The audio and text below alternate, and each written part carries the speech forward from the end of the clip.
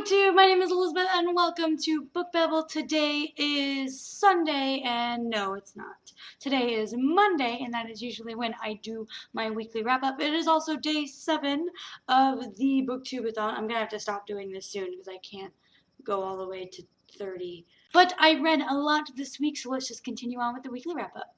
The first book that I read this week was The Rose Society by Marie Lu. This is the second book in the Young Elites series, and if you guys did not know, the Young Elites follows a group of people who, in their world, there was this big disease, and lots of people died, but the people who survived got these powers, and they are called the Malfettos, and a group of them are called the Young Elites. And I'm not going to give you any more information because it will spoil it for the Young Elites and the Rose Society, but it basically follows a girl, and she is an anti-hero, and in the Rose Society she sort of develops a little bit more and really becomes sort of a villain in my perspective. In the Rose Society, or in the Young Elites, she did some bad things for a good reason, and you know, she had good backing behind them in some opinions. But in the Rose Society, she really took a bad turn and started becoming more of a villain type of person. And I mean,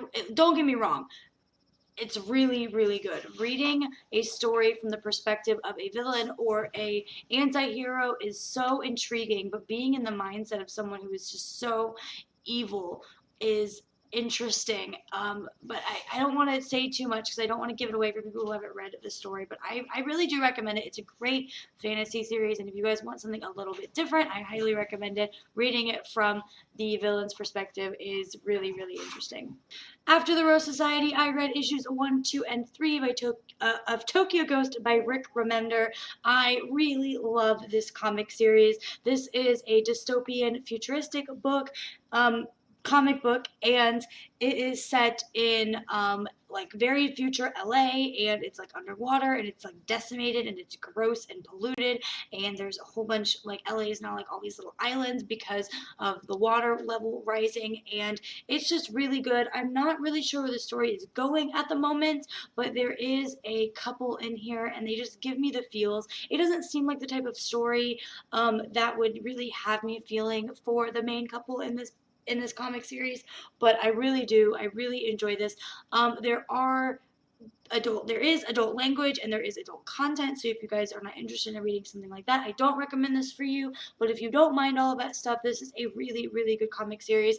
I also don't recommend it for someone who's just starting out with comics, because it can be a little bit daunting, the way that the scenes jump around and who's talking and all that stuff. It is a bit confusing, but if you guys enjoy comics, you like science fiction, dystopian, I think you will really enjoy this. This is the cover for the first one, the cover for the second one, the cover for the third one, and I'll give you a bit of a idea of the art style.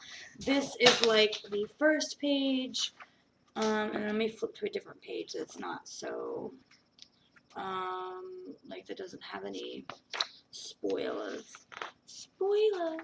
This one's really good. It also has, like, because it's called Tokyo Ghost, it has like this Japanese, Asian, Chinese type feel to it. I don't know, I could have been totally wrong with those countries, but it has an Asian type feel to it, and I really enjoy that. But it's not anime feeling. I don't like anime style art, and I don't read anime style art, and even though this has a Asian feel to it, it doesn't have an anime feel to it. And my comic book / graphic novel game was on point this week because I also read Lumberjanes. This is by Noelle Stevenson, and I didn't know what to expect going into this, but I did, and I did like it. I did not know the Lumberjanes were kind of like Girl Scouts. It does have like a magical realism type fantasy feel to it, but the Lumberjanes themselves are just super cute, and I love the art style too with this. I was trying to flip to a page that wouldn't give anything away, but I just really like the simplistic, cartoony art style, and each character is very much unique and very funny and very cute. This is a graphic novel that I would definitely recommend for someone who is just starting out, because it doesn't jump around a lot. It's very simple. I don't know what they call the little squares. I'm not a comic book connoisseur, guys. at all. But it doesn't jump around a lot. It's not very confusing. It's very easy to read. It's very easy to understand, and the art is just very, very enjoyable to look at. And I gave this a 4 out of 5 stars, I believe. Change in camera angle, I think, because my camera moved and I tried to get it back where it was, but I don't know if I did. Sorry. But I am also currently reading Winter by Marissa Meyer. This is, of course, the 4th and final book in the Lunar Chronicles series, not counting Ferris, which is a prequel, and Stars Above, which is going to be a novella bind-up.